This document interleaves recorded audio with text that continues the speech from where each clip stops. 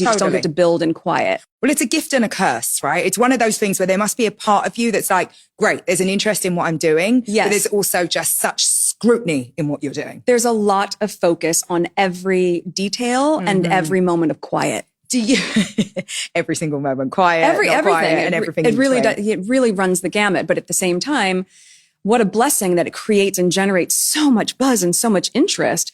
But I'm still never willing to sacrifice or compromise on the quality and to take my time. My loves, my darlings, you will not believe what just happened. Can you imagine the hypocrisy and the audacity someone has to do things they are against of? Well, see family, it's your girl here with the never-ending stories. Hit that like button as we continue, my loves. King Charles's Netflix deal, a hypocritical pivot. After criticizing Harry and Meghan Sussex's public life, in a move that sparked both intrigue and skepticism, King Charles III has reportedly struck a deal with Netflix, the streaming giant that's become a cultural juggernaut thanks in part to Prince Harry and Meghan Sussex's candid projects. The King's decision comes on the heels of the Sussexes' soaring popularity, driven by their unfiltered Netflix docuseries and bold public ventures. But let's call a spade a spade. Charles's pivot reeks of hypocrisy, especially considering how sharply he once condemned Harry and Meghan Sussex for making their lives public. This article dives into the irony of Charles's Netflix alliance, critiques his double standards, and celebrates Harry and Meghan Sussex for blazing a trail while the monarchy scrambles to catch up. When Harry and Meghan Sussex announced their decision to step back as senior royals in 2020, the royal family didn't exactly send them off with warm wishes.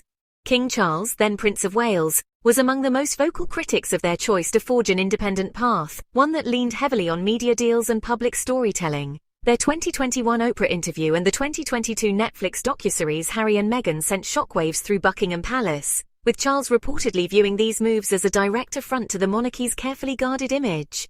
Sources close to the royal family claimed Charles called the couple's public disclosures disgraceful and a betrayal of the institution he devoted his life to upholding.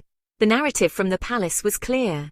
Harry and Meghan Sussex were fame-chasing opportunists who traded royal dignity for media paychecks. Charles in particular seemed to take their departure personally, stung by their willingness to expose the monarchy's inner struggles, allegations of racism, mental health challenges, and the suffocating weight of royal life. The couple's decision to share their story was painted as a reckless breach of protocol, with Charles and other royals pointing fingers at their supposed disloyalty. Yet, in a stunning reversal, Charles has now jumped on the Netflix bandwagon, a move that exposes his earlier criticisms as hollow and self-serving. While details of Charles's Netflix deal remain under wraps, the broad strokes are telling. The king is partnering with the streaming platform to produce content that modernizes the monarchy's image. The project is said to focus on Charles's environmental advocacy, his charitable endeavors, and a carefully curated glimpse into the royal family's human side. Sound familiar? It's a page ripped straight from the Sussexes' playbook, only draped in the veneer of royal duty rather than personal authenticity. The timing of Charles's deal is no accident.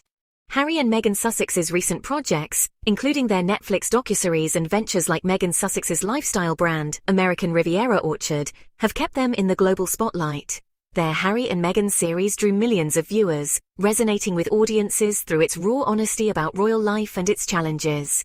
The couple's ability to connect with younger, diverse audiences has given them a cultural edge that the monarchy sorely lacks. Charles, it seems, has taken notice, and he's not above borrowing their strategy to bolster his own relevance. But let's not kid ourselves. This isn't about embracing modernity. Charles's Netflix deal is a calculated bid to compete with the Sussexes' cultural capital. The monarchy has been losing ground, particularly among younger generations who view it as an outdated relic. Polls in 2024 showed dwindling support for the institution, with many citing its lack of transparency and failure to evolve. Meanwhile, Harry and Meghan Sussex have built a brand that's authentic, relatable and, well, lucrative. Charles's pivot to Netflix is less about innovation and more about chasing the clout and cash the Sussexes have so effectively harnessed.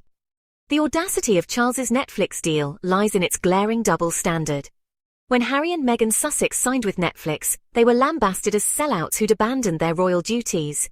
Charles and other royals fueled a narrative that painted the couple as disloyal, accusing them of exploiting their titles for personal gain. Palace insiders fed stories to the press about the Sussexes' betrayal, with Charles reportedly leading the charge. Yet now, with his own Netflix deal inked, Charles is doing precisely what he decried, only with the full weight of the crown behind him. What's more, Charles's project lacks the vulnerability that made the Sussexes' work so compelling. Harry and Meghan Sussex bared their souls, sharing stories of mental health struggles, institutional racism, and the toll of royal life. Their Netflix series wasn't just a tell-all, it was a humanizing window into the cost of living under the royal microscope. Charles, by contrast, is likely to deliver a polished, PR-driven narrative that glosses over the monarchy's flaws while burnishing his own image. It's a stark reminder of the royal family's obsession with control, even as it tries to mimic the Sussexes' openness. And then there's the financial angle.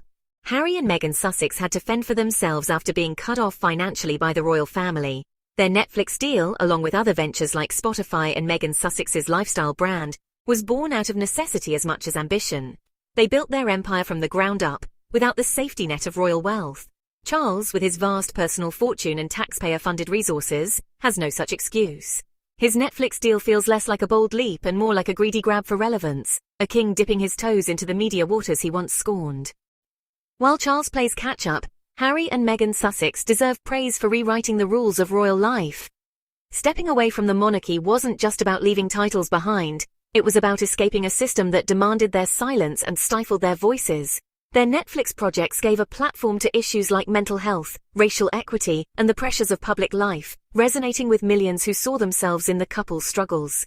They spoke truth to power, even when it meant facing the wrath of the royal establishment. Meghan Sussex in particular has faced relentless vitriol from the British press and royal loyalists, who've painted her as everything from a manipulator to a disruptor. Yet she's persevered, building a brand that celebrates her identity as a woman of color, a mother, and an entrepreneur. Her upcoming Netflix series tied to American Riviera Orchard is already generating buzz, with fans eager for her take on lifestyle and wellness. Harry, meanwhile, has poured his energy into causes like the Invictus Games, using his platform to uplift veterans and challenge stereotypes about masculinity and mental health. The Sussexes' success is more than personal. It's a cultural shift. They've shown that you don't need a palace to make an impact.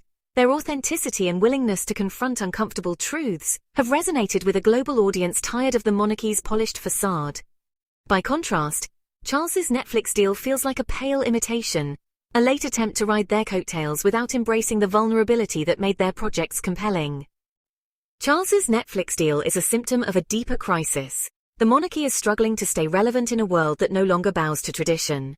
Scandals, infighting, and a failure to adapt have eroded public support, with the Sussexes' departure exposing the institution's cracks.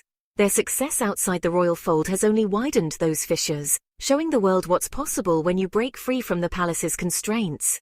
Charles's attempt to emulate their media strategy is an admission that the old ways aren't working, but it's also a sign he's missed the mark. The Sussexes didn't just sign a Netflix deal, they built a brand rooted in authenticity and advocacy. Charles, with his carefully curated image and aversion to accountability, can't replicate that. His Netflix project is likely to feel like a royal infomercial, polished, predictable, and lacking the raw honesty that made Harry and Meghan Sussex's work resonate. If he thinks a streaming deal will win over Gen Z, he's in for a rude awakening.